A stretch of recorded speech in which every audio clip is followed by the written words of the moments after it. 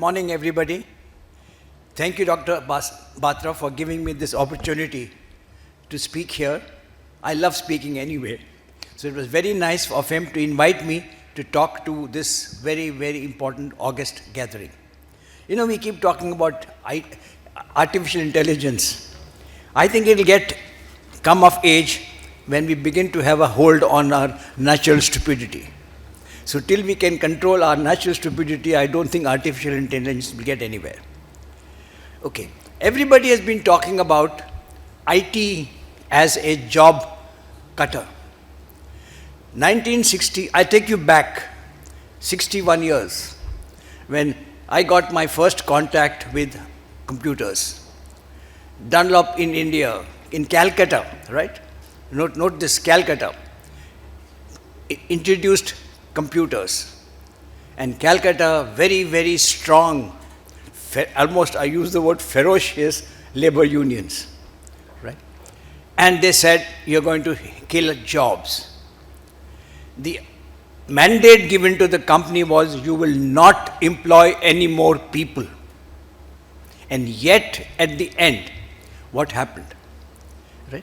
I got thrown into this computer division, and at that time, the only members of the computer people were programmers and systems people who were highly educated, spent 4 to 5 years getting degrees in computer technology from very, very good.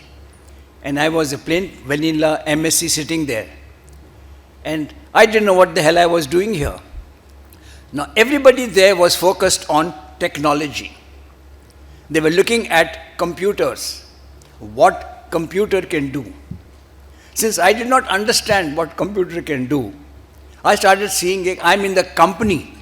Let me see what does the company want.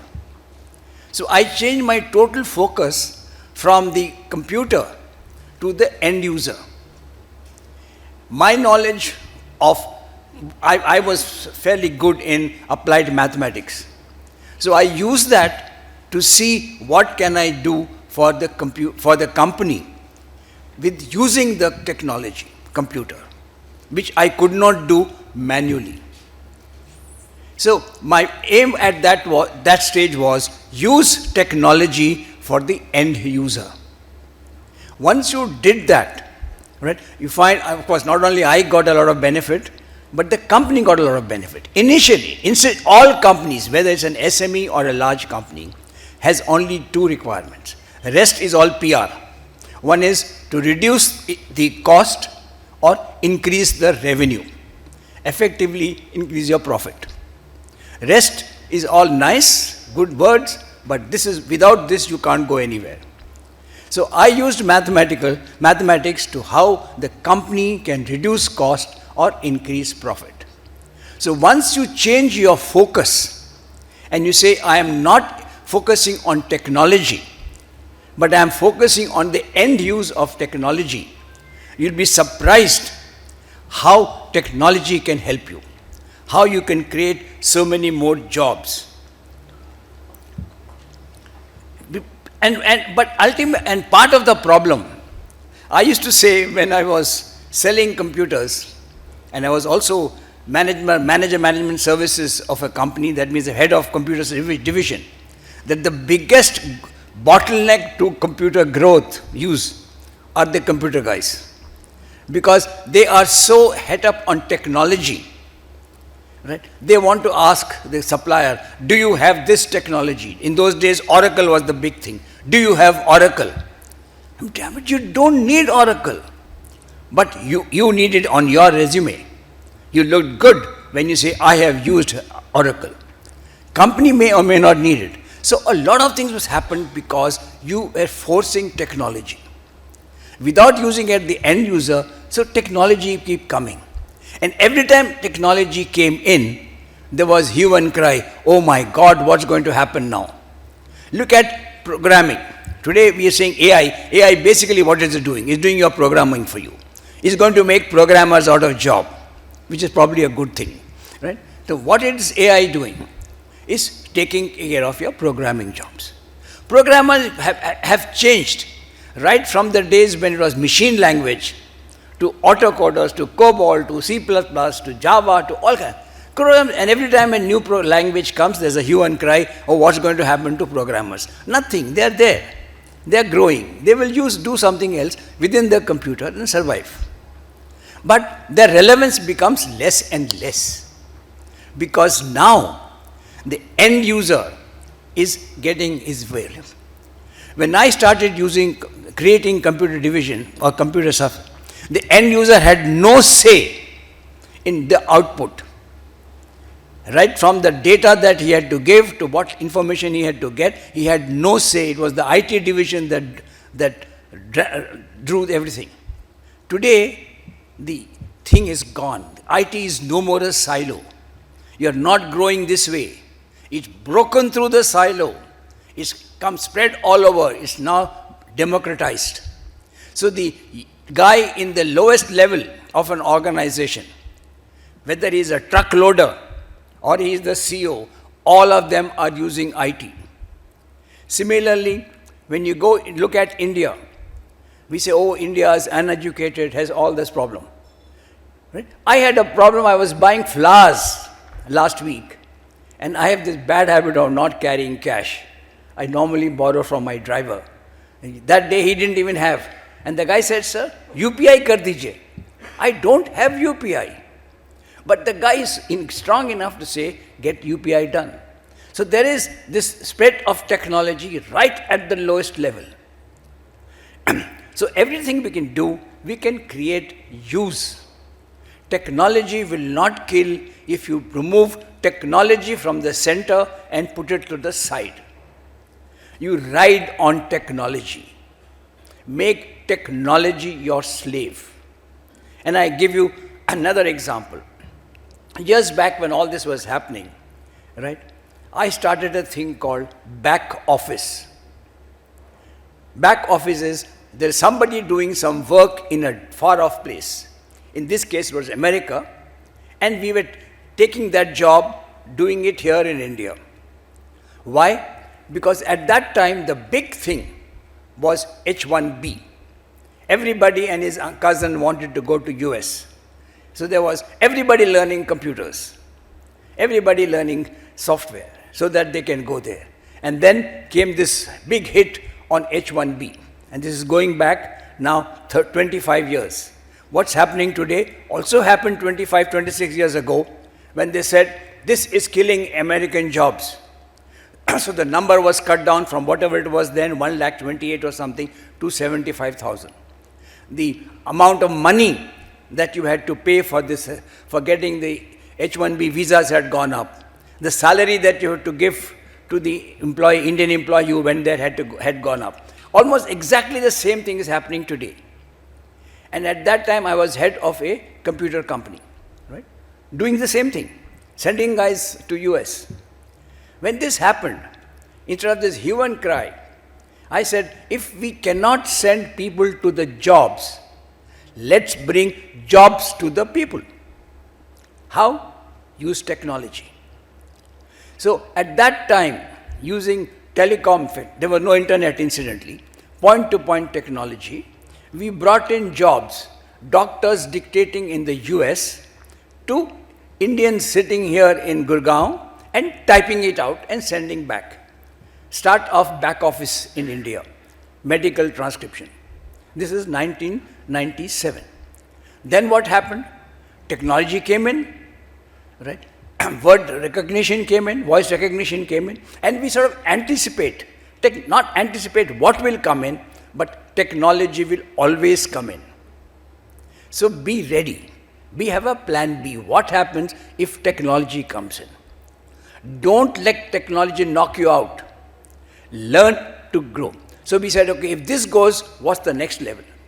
So we said, okay, let's train ourselves that when voice recognition takes over, we are ready with some other offering to this customer. We have got a customer now, so we started doing medical records, database. Then that became again mechanical because technology came in, we did all the sorting it for you. Then we said, okay, we do records review, which in today's jargon is known as KPO. Now, AI is coming in, something will come. So we assumed, not AI, but we assumed some technology will come in, which will close this. So we said, okay, what do we do next? We looked at games. So today we have cricket telecasting and coaching, remote coaching, using technology for these people. So always as a company, you keep looking at what is going to happen, reposition your company. See, as SMEs, and I'm sure even big companies, we do not have the wherewithal to control technology. We can neither stop it, nor we can bring it. But instead of getting scared, let's take technology and ride on it. The first technology which is supposed to have killed jobs created back office. And that back office created millions and millions of new jobs. Now we are looking at artificial intelligence. Now let us look at artificial intelligence. The part of the problem is like the elephant, the blind man and the elephant. Nobody actually knows what all this about. We are led by the VCs in the US and the companies in the US. US companies, or in the West generally, are looking at automation for replacing people. The same thing as they use H1B. They have people shortage. So they want to use any automation which can replace people. If you look at their calculation, they would actually at one stage say if you replace one person, you can get one PC. This is going back a few years. Now the equation has changed. In India, you replace one person, you can't even buy one part of a PC. So it doesn't make sense. But India, that's what we're looking at, automation, AI as replacement. Look at AI, not as job replacement, but as job creation. How? You can do that. How? Look at it. What have we got today? Today, we have got, in the strength we have in the country, is that we have got people. We have got manpower. And not only a manpower, we have a manpower with the ability, how many minutes do I have? Ability to absorb technology. And we have a market. So let's use this manpower and see how can we use this technology to create happiness, take it down to the lowest level. And when I look at creating happiness and spreading technology to the lowest level, two things come to mind. One is health and the other is education. If you see in India, we have a major problem of health dissipation. Health services, especially in class 2, class 3, even in big cities. So what do we need to do? We use AI for providing health services to people in tier 2, tier 3 cities. This technology is well suited for that. Similarly, look at education. Okay, there's a lot of talk today about why English, why not English, but the fact remains that we are relevant in the world because of English. Most of the literature, most of the things available are only in English. Translating them into mother tongue is very, very difficult and time consuming. But with AI, now we can create a situation where any literature, any lecture can be converted into the mother tongue of the person. So you can train people in their mother tongue without incurring massive losses. So you can get educated, trained people in the country at very low, limited cost. So the education.